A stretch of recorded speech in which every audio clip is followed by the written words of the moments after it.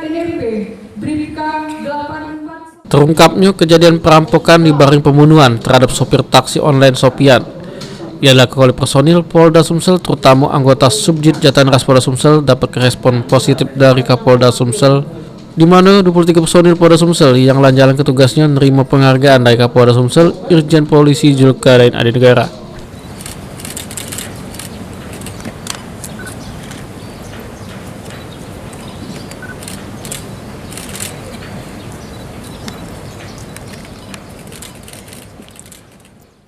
Selain 23 personil Polda Sumsel, ada juga Dr. Gigi Putut Tri Karjana yang juga dapat penghargaan dari Kapolda Sumsel, Irjen Polisi Julkadain Adi Negara.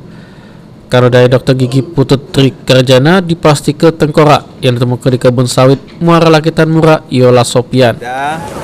Memberikan apresiasi kepada Dr. Putut karena berkat kerja profesi beliau sebagai dokter gigi, dengan cermat, dengan baik dia memfailkan pasien-pasiennya, sehingga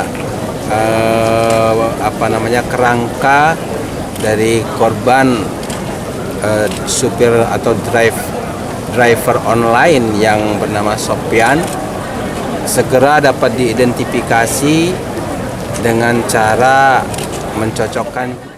Dr. Gigi Putut Tri Karjana bahwa Sopian supir taksi online yang sudah dibunuh oleh perampok pernah berobat Samodio 21 tahun lewat, tepatnya pada tahun 1997. Sedemikian itu status dokumen mediknya tersimpan.